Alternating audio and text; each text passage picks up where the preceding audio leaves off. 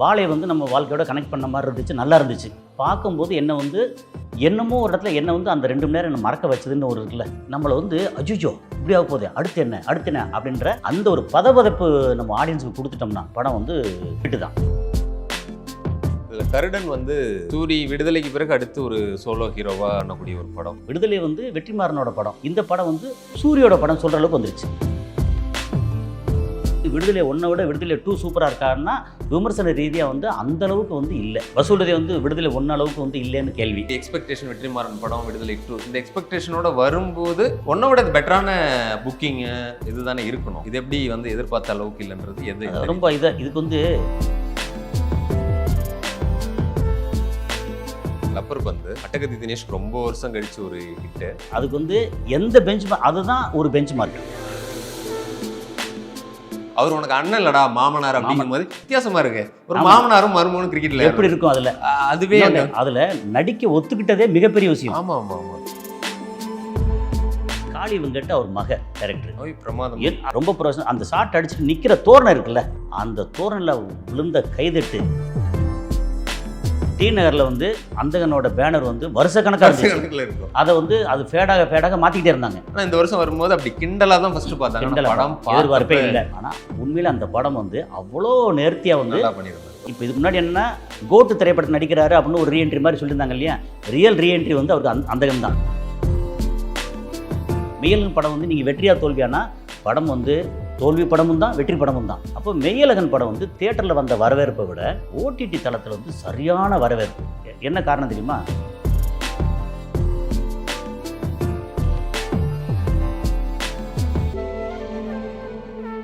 Rubber பந்துன்னு ஒரு படம் ஏற்கனவே கிரிக்கெட்டை வச்சு ப்ளூ ஸ்டார் லால் சலாம்லாம் வந்திருந்து இந்த ஆண்டு அடுத்து கிரிக்கெட் கதைக்களத்தில் அட்டகத்தி தினேஷோட லுக்கு தாடியெல்லாம் பார்க்கும்போது அப்போ ஜே பேபி எல்லாம் பார்த்துருக்கோம், ப்ளூ ஸ்டார் பார்த்தாச்சு, அட்டகத்தி தினேஷ் அப்படி சும்மா போனால் அது வேறு லெவலில் வந்து ஒரு படமாக அந்த வருஷம் அமைஞ்சிருக்கு.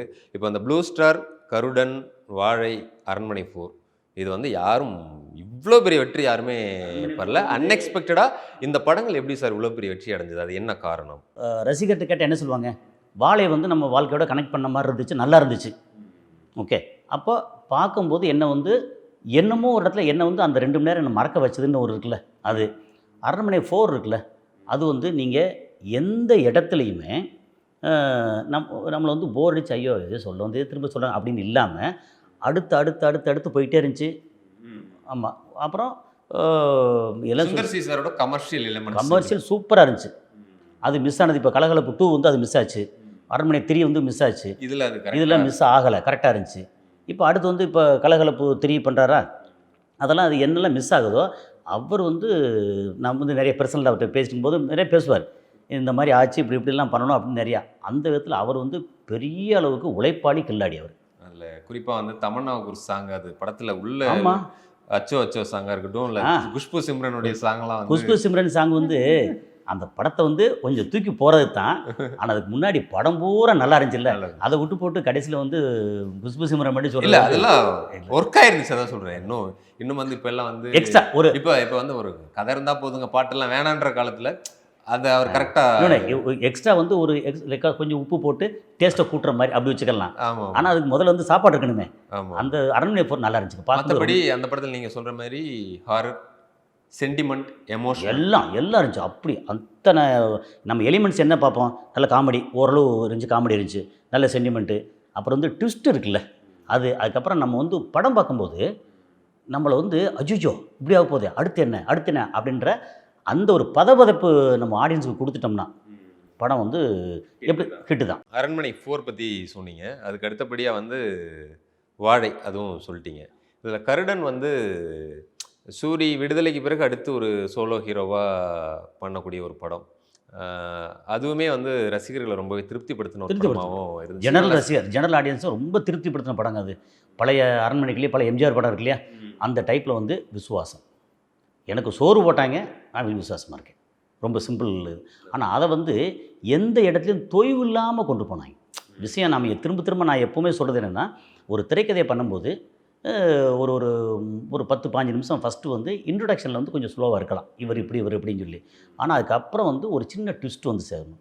அடுத்து ஒரு அந்த ட்விஸ்ட் அண்ட் டர்ன் ப்ளஸ் வந்து எதிர்பாராத அளவு பரவாயில்லையே அப்படின்ற மாதிரி அதுக்கேற்ற மாதிரி சூரியன் வந்து தன்னோட உழைப்பு பாடியை இருக்கட்டும், அது ஏற்றுனது இதில் இருந்தால் தான் அத்தனை வேலையும் பார்த்தாரு. அதில் நல்லா இருந்துச்சு. ஸோ அது எதிர்பாராத உண்மையிலே விடுதலை வந்து வெற்றிமாறனோட படம். சூரி வந்து அதில் ஒரு ஒரு இதாக இருந்தார், ஒரு கேரக்டராக இருந்தார். அப்படிங்கிறத தாண்டி இந்த படம் வந்து சூரியோட படம் சொல்கிற அளவுக்கு வந்துருச்சு இதில்.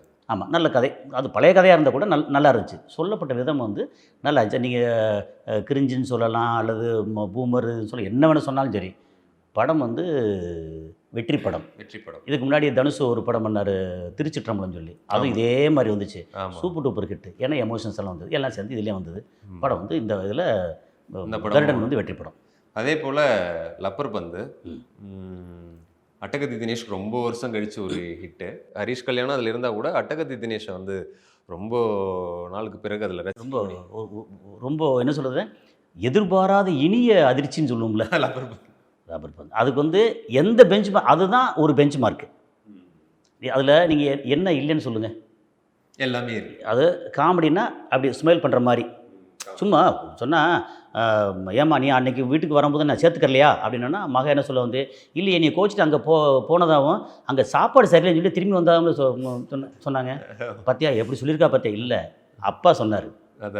அது ஆடியன்ஸ் சைட்லேருந்து அவ்வளோ கலகலப்பு. என்ன நிறைய நல்ல காமெடி எமோஷன்ஸ் வந்து திரும்பி வந்து மாடை கூட்டு வந்து சேர்க்கும்போது, ஏப்பா இது வாயிலா ஜீவன் மனுஷங்களா, அது இதுக்கு என்ன தெரியும், நீ பாட்டு விட்டு வந்துட்ட அப்படின்னு சொல்ல வந்து தண்ணி கொடுமா, நான் சாப்பிடல, மாத்திரை போடலை.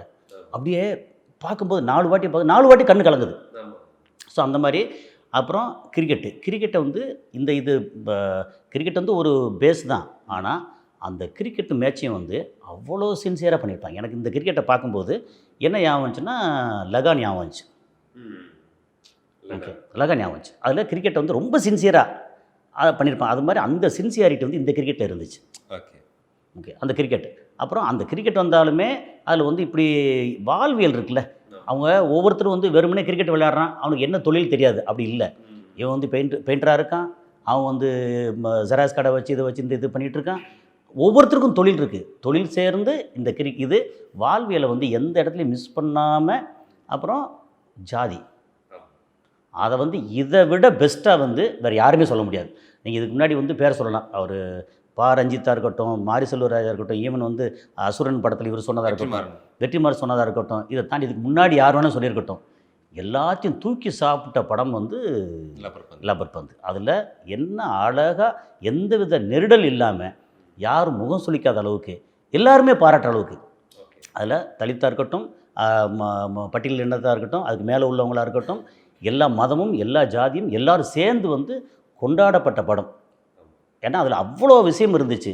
அதில் இன்னொன்று பார்த்தீங்கன்னா, நல்ல வெற்றி படத்துக்கு அழகு என்ன தெரியுமா, விஷுவலாக வந்து நிறைய காமிக்கிறது. அந்த கோபத்தையும் இதெல்லாம் வந்து அந்த பார்வையில் அப்படி திரும்பி பார்க்கும்போதோ இது பண்ணும்போதோ அந்த விஷுவல் இருக்குல்ல, அவ்வளோ பிரமாதமான. இது வந்து யார்கிட்ட பார்ப்போம்னா செல்வராகவன் படத்தில் நிறையா பார்ப்போம்.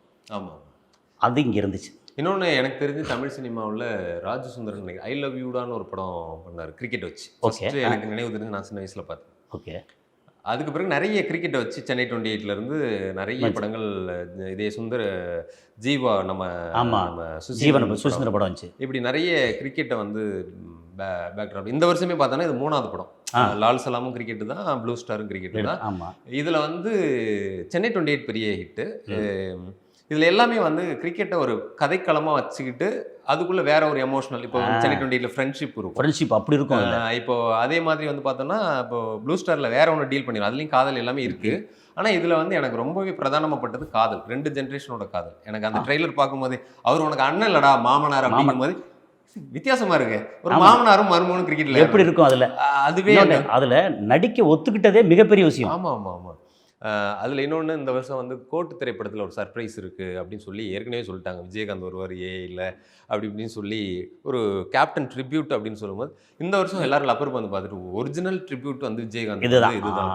அந்த பொட்டு வச்ச தங்க கூட எப்பவுமே அது தினேஷ் இறங்கும் போது இல்லை, இந்த என்னாச்சுன்னா இப்போ விஜயகாந்தை வந்து இப்போ உள்ள மக்களுக்கு ரீப்ரொடியூஸ் பண்ண மாதிரி ஆயிடுச்சு. ஆமாம் ஆமாம். இப்போ வந்து திரும்ப வந்து விஜயகாந்தோட பழைய படத்தை பார்ப்பாங்கல்ல. ஆமாம், இப்போ இருக்க 2K கிட்ஸுக்கு வந்து கேப்டனை பற்றி பெருசாக தெரியாது. இப்போ திருப்பி அவங்க வந்து திரும்ப லாஸ்ட் இயர் அவர் இறந்த பிறகு நிறைய பேர் கவனிக்க ஆரம்பிச்சாங்க. அதுக்கு பிறகு இந்த படம் கரெக்டாக வரும்போது என்னது பொட்டு வச்சுதாங்க இந்த பாட்டுக்கு ஏன் இவ்வளவு கிளாப்ஸ் வருது, இவர் யாரு? Yeah. அதுவும் அவர் ஒரு பெயிண்டரா இருப்பாரு. பின்னாடி அவர் அந்த பின்னாடி விஜயகாந்த் விஜயகாந்த் இது அப்படி இப்படி எல்லா இடத்துலயுமே அவர் பைக்ல வந்து விஜயகாந்த் இது இருக்கு வச்சிருக்கிறது. இப்படி எல்லாமே அப்ப ரொம்ப எல்லாம் அழகா நேர்த்தி இருக்குல்ல. இன்னொன்னு அதை வந்து ஏதோ வைக்கணும் அப்படின்றதுக்காக வைக்கல. இல்ல அது அப்படிதான் இருக்கும் உண்மையிலேயே. இப்ப நான் வந்து கிராமம், ம். ஓகே, நம்ம அங்க வந்து ம்.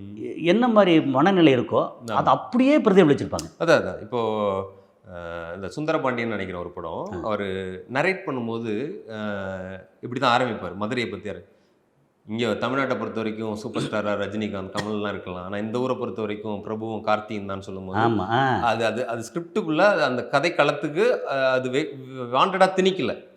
அது விமர்சனம், அது ஜாதிய படம் அதெல்லாம் தாண்டி சொல்கிறேன். ஒரு ஸ்கிரிப்டுக்குள்ளே அங்கே ஒரு அப்படி இருக்கும்போது நிறைய ஊர்களில் போகும்போது கிராமங்களில் ரஜினிகாந்தை தாண்டி கமல்ஹாசனை தாண்டி அங்கே வந்து இப்போ வாடகை கூட பார்த்தீங்கன்னா ரஜினி கமல் சண்டையெல்லாம் காட்டுவார். ஆனால் அதை தாண்டி ஒருத்தர் பெரிய ஆளாக இருந்ததுன்னா விஜயகாந்த் தான்.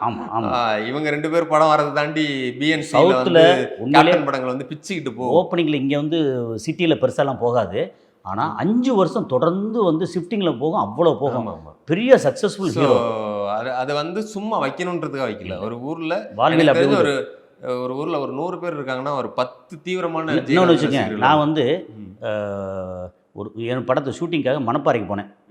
அங்கே மணப்பாறைக்கு உள்ளே வந்து ஒரு இடத்துல பிரிண்ட்டு பண்ணுறதுக்காக தேடி போகும்போது உள்ளே வந்து ஒரு சம்மந்தமே இல்லாமல் தனியாக ஒரு தெரு, அதில் வந்து சிவகார்த்திகேயன் ரசிகர்னு போட்டுருந்துச்சு. நான் வெளியில் மெயினில் பார்க்குறேன், அங்கே வந்து ஒரு இடத்துல வந்து விஜயோட ரசிகர் இருந்துச்சு. அதை தாண்டி வேறு எந்த போர்டும் நான் வந்து என் கண்ணில் படலை. நான் உள்ள வரைக்கும் இன்டீரியர் போகிறேன், அங்கே சிவகார்த்திகேயன் இருந்துச்சு. எப்போ இது வந்து கிட்டத்தட்ட 7-8 வருஷம் முன்னாடி. அப்போ சிவகார்த்திகேயன் அந்த அளவுக்கு போய் சேர்ந்துருக்காரு. ஆமாம், சிவகார்த்திகேயன் வந்து டிவியில் இருக்கும் போதே பயங்கர இல்லை, அப்போ சேர்ந்துருக்காருன்னா அவர் படங்கள் அவருக்கான எதிர்பார்ப்பு இதெல்லாம் இருக்கு இல்லையா. அது மாதிரி தான் இப்போ அப்படி சொல்கிறது தான் விஜயகாந்த். அது மாதிரி விஜயகாந்த் கரெக்டாக யூஸ் பண்ணிட்டு வாண்டடாக வைக்கலன்றது ஸ்கிரிப்டுக்குள்ளே அப்படி ஒரு இதை பேசும்போது வந்து நல்ல அருமையாக வச்சுருந்தாங்க. ஸோ லப்பர் பந்து மொத்தத்துக்கு வந்து நல்ல வெற்றி அடைஞ்ச படம், வெற்றி அடைய வேண்டிய படம். ஆமாம், இன்னொன்று ஒரு ஸ்ட்ராங்கான உமன் கேரக்டர் வந்து நான் லப்பர் பந்தில் தினேஷ் பண்ணியிருந்தாங்க. அதுவும் அந்த பிச்சை வந்து அதாவது நீங்கள் விமர்சனமாக அந்த படம் பார்க்க ரொம்ப ஏழை குடும்பமாக இருக்காங்க, அவங்க டிராக்டர் இருக்கா இல்லையா அப்படின்ற விமர்சனத்துக்குலாம் போக மாட்டோம். ஆனால் ஃபர்ஸ்ட் சீன் அவங்க டிராக்டர் எடுத்துகிட்டு வந்து உழுதுட்டு போவாங்கல்ல, அதெல்லாம் பார்த்தா அது வந்து பயப்படான்னு இருக்குல்ல. எப்போ வந்துட்டாங்க அப்படி எல்லாம் பயப்படுவாங்க. அதுக்கு ஜஸ்டிஃபை பண்ற மாதிரி சீன் இது வந்து ஊர்களில் கிரிக்கெட் விளையாடுற ஒரு ஆள்னால இந்த ஸ்கிரிப்ட் பண்ண முடியும். ஆமா, ஏன்னா எங்க அப்பா பண்ணுவாரு. நான் கிரிக்கெட் பயங்கரமா நிறைய பேர் விளையாடும்போது எங்க அப்பாவுடைய அதிகபட்ச பழிவாங்கல என்ன கிரிக்கெட் விளையாடக்கூடாதுன்னு அவர் வந்து நேரடியாக சொல்ல முடியாது. பேட்டை தூக்கி கிணத்துல கொண்டு போய் போட்டுரு. நான் ஒரு மாசமா பார்த்தா கிணத்துக்குள்ள கிடக்கும். அப்படி இப்போ அது விளையாடக்கூடாது. உங்களோட கனெக்ட் ஆயிடுச்சா? ஆமா. இப்போ எனக்கு வந்து கபடி, ஊர்ல வந்து கபடி வந்து இருக்கணும்னா இப்போ அடுத்து இன்னும் 3 மாசம் கழிச்சு தான் வந்து உழவு போடணும். இப்பயே உழவு போட்டு விட்டுருவாங்க. அதான் இப்போ அது அந்த கிரிக்கெட் விளையாடுறதுக்காகவே ஊர்ல அது சும்மா தான் கிடக்கும். அது வேணும்ட்டு உழுது அந்த பிச்சை வந்து உழுது போட்டுருவாங்க. அது அவங்களுடைய எண்ணம் படிக்கட்டும் பசங்கன்றது தான், கெட்ட எண்ணமாலாம் இல்லை. ஆனால் அது பண்ணுவாங்கல்ல. அப்போ அந்த ஒய்ஃப் வந்து இப்படி அங்கே வந்து விளையாடுறானா, கெத்து விளையாடுறானா அப்படின்னு கேட்டோன்னா வந்து ஒளிஞ்சிட்டு இருப்பாரு கிணத்துக்குள்ள. அவங்க வந்து நீ ஒளிஞ்சிட்டுலாம் இரு ராஜா, நான் அந்த மேட்ச் அப்படி முடியும் ஒழுதுட்டு. இதெல்லாம் வந்து பியூட்டிஃபுல்லாக இருந்துச்சு. இது வந்து ஒரு சீன் பை சீனாக நீங்கள் பார்த்தீங்கன்னா எந்த இடத்துலையும் வந்து குறை சொல்ல முடியாது. நிறைய வந்து ரொம்ப அதாவது நம்ம சிலாகிக்கிற விஷயங்கள் நிறைய இருக்குது. இதெல்லாம் தாண்டி அதில் அந்த காளி வெங்கட் அவர் மக கேரக்டர் அதை வந்து சும்மா கூடவே வந்துக்கிட்டு இருக்கோம். ஏன்னா அந்த பிள்ளையும் சேர்த்துக்கிட்டு இவன் கூட கேட்பான்ல, என்ன வந்து பொம்பளை பிள்ளையை சேர்த்துருக்க, ஏன் இது வரைக்கும் நீ வந்து ஜாதியத்திலேருந்து இப்போ என்ன இதில் இருக்கியா, ஆண் பெண் வேறுபாடில் இருக்கியா அப்படின்னு சொல்லி கேட்டு வரட்டும். அப்போ வந்தோடனே எல்லாம் சொல்லுவாங்கல்ல, ஏப்பா கொஞ்சம் உள்ளே வாங்கப்பா, உள்ளே வாங்க அப்படின்னு சொல்லிட்டு ரொம்ப கேவலமாக ட்ரீட் பண்ணுற விஷயம் இல்லை, பெண் தானே அப்படின்னு சொல்லி வரும்ல. அந்த இடத்துல வந்து அந்த ஒரு 6 அடிச்சுட்டு ஷாட் எல்லாமே ரொம்ப ப்ரொஃபஷனலா ஆடுவாங்க. ரொம்ப ப்ரொஃபஷனல். அந்த ஷாட் அடிச்சுட்டு நிற்கிற தோரணை இருக்குல்ல, அந்த தோரணில் விழுந்த கைதட்டு அதுக்கு ஈக்குவலாக வந்து காளி வெங்கட் வந்து அடிக்கும்போது, ஏய் நீ என்ன இப்படி ஆடுற, ஏய் நான் ஜாலி பாய்ஸோட கேப்டன்டா, என்னை எங்கே ஆட விட்டீங்க. அப்போ எல்லா கேரக்டர் இதில் நீ எந்த கேரக்டர் வந்து ஒரு சுமாரான கேரக்டர் சொல்லுவீங்க. ஒரு தண்ணி இவன் கூட இருக்கிற தண்ணி அடிச்சு ஒருத்தருப்பார் இல்லையா, பேர் தெரியல, அதில் பார்த்தா தனி கேரக்டரு. அதுக்கப்புறம் வந்து நம்ம பாலசரவணா, அந்த 2 பேருக்கும் இவருக்கு ஒரு ஆள் அவருக்கு ஒரு ஆள் ஆமா. அந்த டீம் அப்படின்னு சொல்லிட்டு அவங்க பண்ணுற அந்த இது எல்லாமே ரொம்ப கமெண்ட் இந்த படத்தில் வந்து சிலாகிக்கிறதுக்கு அவ்வளோ விஷயங்கள் இருக்குது. அதனால தான் அந்த படம் லப்பர் பந்து வந்து ரப்பர் பந்து எதிர்பாராமல் யாரும் எதிர்பார்க்கல. ஆமா அப்புறம் நம்மளே முதல்ல நினைச்சோன்னா என்ன ரப்பர் பந்துன்னு படமா லப்பர் பந்துன்னு போட்டிருக்காங்க. பீரியடை சொல்றது கூட அந்த பால் யூஸ் இப்போ 5 ரூபா காலம் 10 ரூபா காலம் 15 ரூபா காலகட்டம்னு அந்த பீரியட் அழகா. அதனால நிறைவான படம், எதிர்பாராத அளவில் ரொம்ப வெற்றி அடைஞ்ச படம். அது வந்து தமிழ்நாட்டில் தியேட்டரில் 50 கோடி ரூபாய்க்கு மேலே வந்து கிராஸ் கலெக்ஷன் வந்துன்னு சொன்னாங்க. அது வந்து அத்தனைக்கும் தகுதியான படம், ரொம்ப சிறப்பான ஒரு படம்.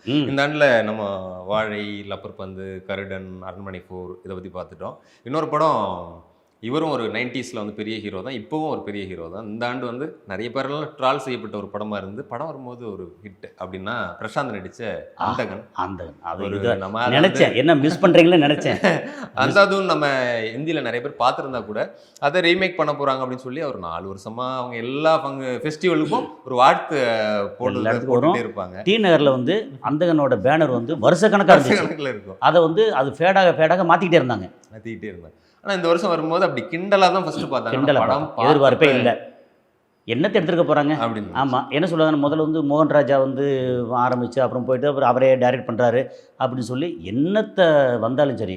ஆனால் உண்மையில் அந்த படம் வந்து அவ்வளோ நேர்த்தியாக வந்து பண்ணியிருந்தாங்க. இன்னொன்று திரைக்கதை இருக்குல்ல, அங்கே உள்ள திரைக்கதையாக இங்கே வந்து அழகாக கொண்டு வந்து அப்படி இதில் வந்து அதோட வெற்றிக்கு ஏதாவது ஒரு அச்சாணி இருப்பாங்கல்ல, அதுக்கு வந்து சிம்ரன் கேரக்டர் தான்.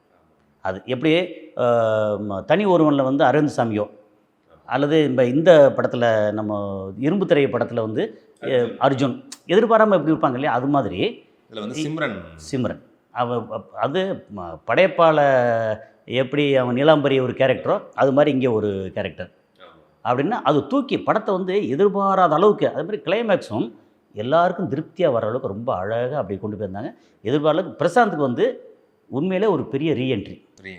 ஆமாம், உண்மையிலே பிரசாந்த் அவர்களுமே சூப்பராக பண்ணியிருந்தாங்க. அந்த நல்லா பண்ணியிருந்தாங்க, நல்ல பர்ஃபார்மன்ஸ். இல்லை இதுக்கப்புறம் வந்து இப்போ இதுக்கு முன்னாடி என்னென்னா கோட்டு திரைப்படத்தில் நடிக்கிறாரு அப்படின்னு ஒரு ரீஎன்ட்ரி மாதிரி சொல்லியிருந்தாங்க இல்லையா, ரியல் ரீஎன்ட்ரி வந்து அவருக்கு அந்தகன் தான். ஆமாம், அது மாதிரி நீங்கள் சொன்ன மாதிரி ஹிந்தியில் பார்த்துட்டு இதில் காஸ்டிங் எல்லாமே பண்ணும்போது வந்து எல்லாமே இப்போது சிம்ரன் அவங்க தபு ரோல் வந்து இவங்க சிம்ரன் அதில் இது வந்து திரைக்கதையிலையும் அப்புறம் வசனத்திலையும் வந்து பங்களிப்பு வந்து பட்டுக்கோட்டை பிரபாகர்.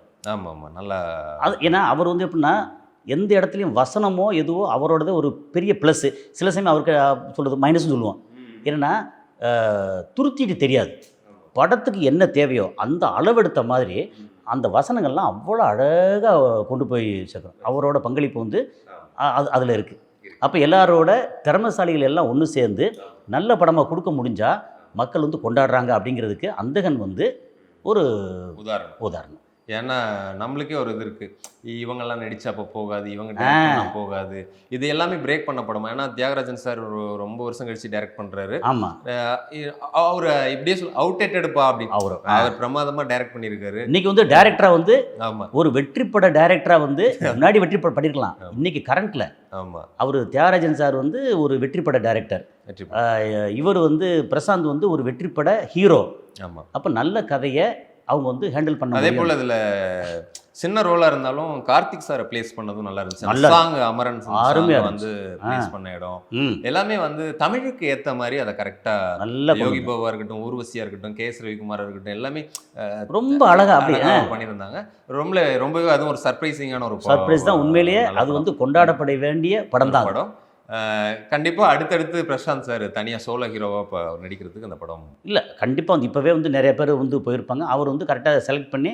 இன்னொரு விஷயம் வந்து நான் சில இடங்களில் பார்த்தது, எனக்கு ரொம்ப பர்சனலாக பழக்கம் இல்லாட்ட கூட ஓரளவு பார்த்தது என்ன தெரியுமா, பிரசாந்த் வந்து பயங்கர சின்சியராகும், பயங்கர சின்சியர்.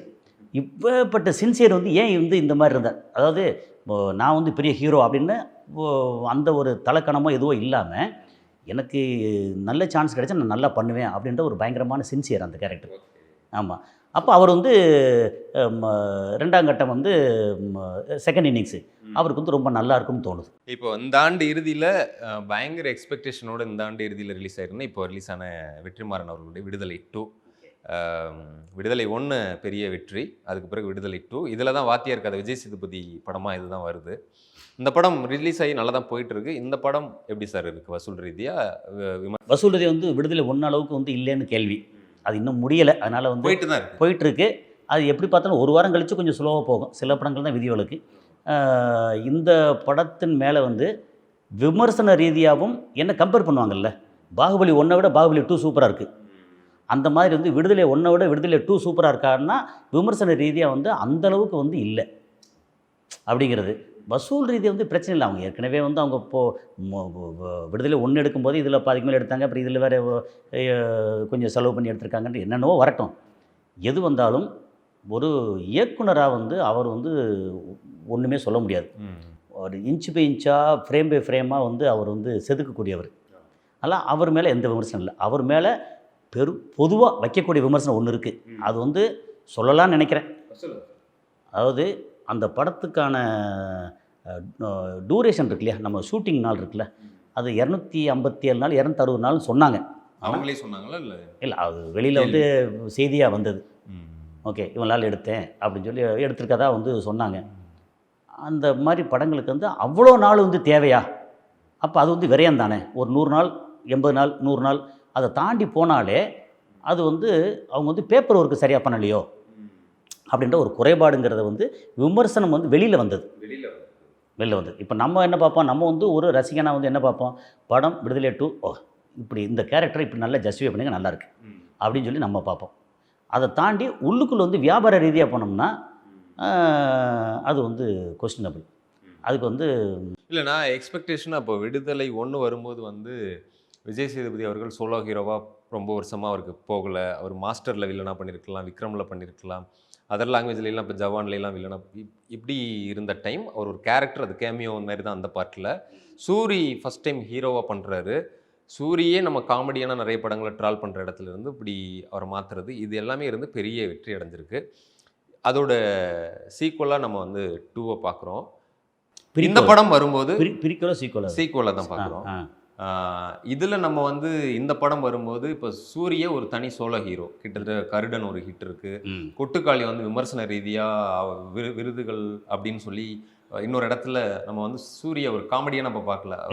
அவர் வந்து ஹீரோ கதை நாயகனா அடுத்தடுத்த படங்கள் கமிட் ஆகிற இடத்துல இருக்காரு. விஜய் சேதுபதி வந்து ஒரு 100 crores கிளப்ல தமிழ்ல வந்து மகாராஜா மூலமா இணைஞ்சிருக்காரு. 100 இல்லை, இப்போ வந்து சைனால 100 crore. அது வேற தமிழ், நான் சொல்றேன் தமிழ்ல. அதுக்கு முன்னாடி ஒரு படங்கள் இருக்கு மற்ற மொழிகள்ல, தமிழ்ல இணைஞ்சிருக்கு. அப்படி அடுத்து மகாராஜாவுக்கு பிறகு இந்த வருஷத்துல வரக்கூடிய விஜய் சேதுபதி படமா, ஏன்னா இது சூரி இதுல ஹீரோ கிடையாது 2ல. ஆமா ஆமா, இதுல வந்து வாத்தியார் தான். அப்படி ஒரு எக்ஸ்பெக்டேஷன் வெற்றிமாறன் படம் விடுதலை 2 இந்த எக்ஸ்பெக்டேஷனோட வரும்போது ஒன்னோட பெட்டரான புக்கிங்கு இதுதானே இருக்கணும். இது எப்படி வந்து எதிர்பார்த்த அளவுக்கு இல்லைன்றது எது ரொம்ப இதுக்கு வந்து எப்பவுமே பெஸ்ட்டு ஜட்ஜ் வந்து பீப்புள். முன்னாடி வந்து ஒரு படம் நல்லா இருக்கா நல்லா இல்லையான்னு வெளியே போய் சேர்றதுக்கே 1 வாரம் 2 வாரம் ஆகும். இப்போ தியேட்டர்லாம் காத்தாடிட்டு இருக்கோம், அப்புறம் கொஞ்சம் கொஞ்சமாக வந்து சேரும். அது பழைய காலம். இன்றைக்கி வந்து எல்லார் கையிலையும் வந்து ஆண்ட்ராய்டு மொபைல் இருக்குது. ஓகே, ஒரு ஷோ பார்த்துட்டாங்கன்னா அப்போவே எல்லா இடத்துலையும் வந்து சொல்லிடுறாங்க. ஓகே, வைட் ஸ்ப்ரெட்டாக அது ப்ளஸ்ஸும் அதுதான் மைனஸும் அதுதான். இந்த படத்தை வந்து மற்றவங்க பார்க்கட்டுமாப்பா, நீங்கள் ஏன் வந்து FDFSன்னு போயிட்டு எல்லாத்தையும் கேட்டு அவங்க இதெல்லாம் ரொம்ப வெளிப்படுத்தி போய் தேட்டரில் போய் பார்க்கலாமா நினைக்கிறவங்களோட ஐயோ வேண்டாம் அப்படின்னு தடுக்கிறீங்க அப்படின்னு ஒரு இது வருது. இன்னொன்று வந்து படம் சூப்பராக இருக்குங்க. இப்போ லப்பர் பந்து படம் வந்து இந்தளவுக்கு வெற்றி பெற்றதுக்கு இந்த FDFS எடுக்கிறாங்கல்ல, இது ஒரு காரணம். விமர்சனம் ஒரு காரணம். ஆனால் சில விமர்சகர்கள் வந்து தன்னோட வியூஸ்க்காக வந்து தப்பாக போட்டு பண்ணுறது இருக்கு இல்லையா, அது வந்து அது வந்து கமெண்டபிள். அது அப்போ என்னென்னா இது வந்து வைட் ஸ்ப்ரெட்டாக ஒரு ஷோலேயே வந்து இந்த படம் நல்ல படமாக எதிர்பார்த்த அளவுக்கு நம்ம எதிர்பார்ப்பை பூர்த்தி பண்ணியிருக்கா இல்லையா அப்படின்னு வெளியே தெரிஞ்சிருது. அந்த அளவுக்கு வந்து இது பூர்த்தி பண்ணிச்சான்னா அது கேள்விக்குறி. அல்ல, அதாவது முழுசாக வந்து மோசம் அப்படிங்கிறதுலாம் இல்லை.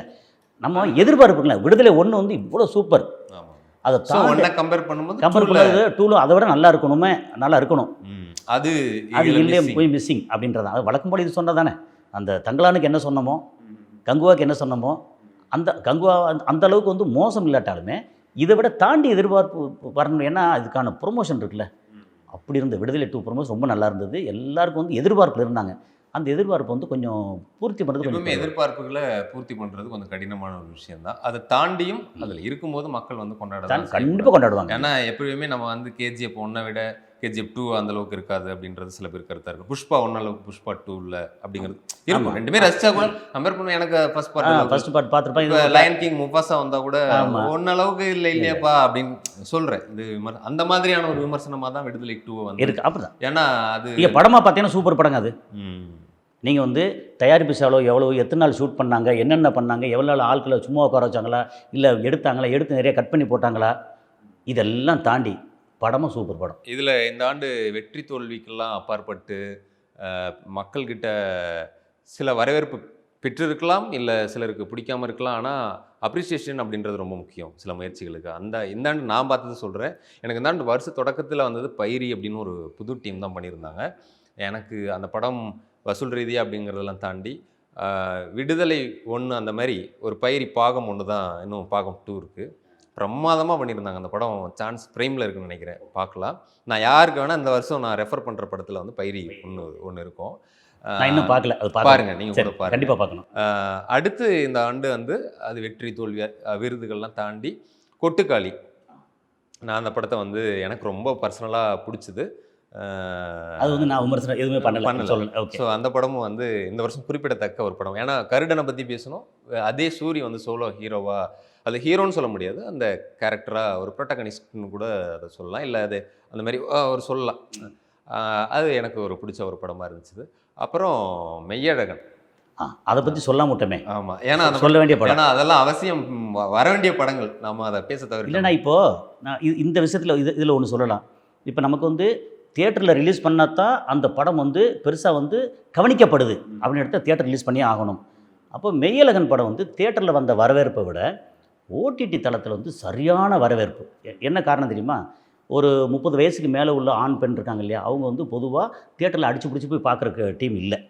அப்புறம் வயசானவங்க, அவங்க எல்லாத்துக்கும் என்ன ஆகிப்போச்சு, கையில் ஃபோன் இருக்குது, அல்லது வீட்டில் டிவியில் வந்து இந்த டிவி ஆண்ட்ராய்டு டிவி இருக்குது, இது எல்லாம் ஸ்மார்ட் டிவி வந்ததுக்கப்புறம் அதில் வந்து பார்க்குறாங்க இல்லையா, ஓடிடியில் பார்க்குறாங்க இல்லையா.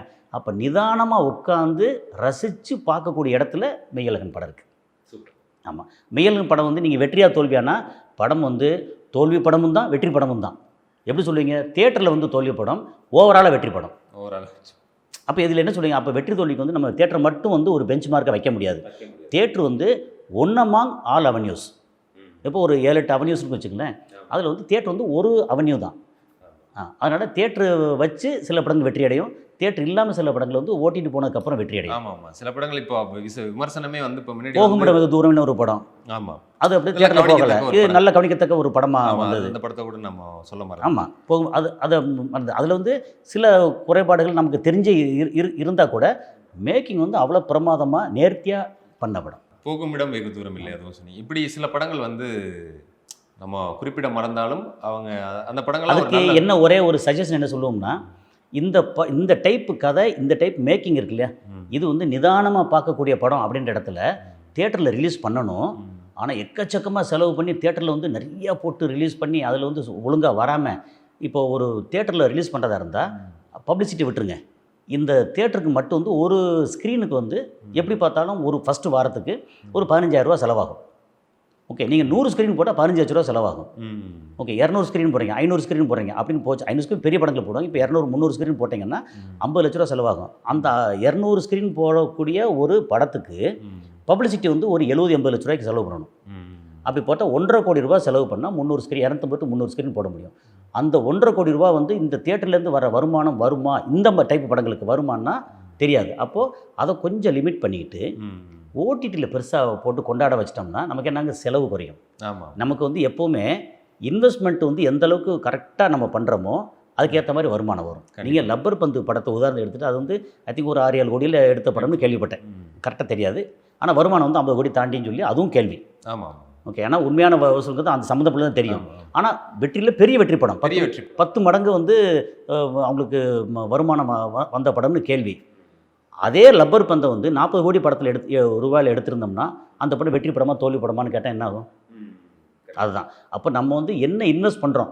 இந்த ஆண்டு கிட்டத்தட்ட 2024 எல்லா படங்களை பற்றியும் அதனுடைய ஓரளவு அலசி டேட்டாக்களை வந்து அலசியிருக்கோம். இது சினிமா ரசிகர்கள், தமிழ் சினிமா ரசிகர்களுக்கு ஒரு 2024 ஒரு ரீவைண்டாக இருக்கும். அவங்களும் நினச்சி பார்க்கும்போது ஒரு நல்ல ஒரு தகவலாக எல்லாமே அமைஞ்சிருக்கும்னு நினைக்கிறேன். ஆர்ஆர் தமிழ் சார்பாக மிக்க நன்றி சார். ஆமாம், நீங்கள் கூப்பிட்டு இந்த மாதிரி சொல்லும்போதே அலசுன்னு சொல்லும்போது எனக்கு என்ன பயம்னா, நான் வந்து பொதுவாகவே எந்த படத்தையும் வந்து இப்போ பொது வெளியில் விமர்சனம் பண்ணுறதில்ல. ஏன்னா நானும் வந்து ஒரு சினிமா சினிமா பண்ணுறா, தயாரிப்பாளர். சினிமா தயாரிப்பாளரா, இயக்குனரா அல்லது கன்சல்டண்ட்டா, அப்போ நான் வந்து விமர்சனம் பண்ணுறதுக்கு எனக்கு தகுதி இருக்கான்னா அது தகுதி இல்லை. ஆனால் ஒரு ரசிகனா வந்து என்னோட பார்வையை சொல்லலாம்னா கண்டிப்பா. அது சொன்னீங்க இல்லையா, அது வந்து ஒரு சரியான விஷயந்தான். என்னோட பார்வையை இங்கே சொல்லியிருக்கேன். அதுக்கு வாய்ப்பு கொடுத்ததுக்கு உங்களுக்கும் ஆர்ஆர் தமிழ் ரசிகர்களுக்கும் நிறுவனத்துக்கும் நன்றி. நன்றி சார்.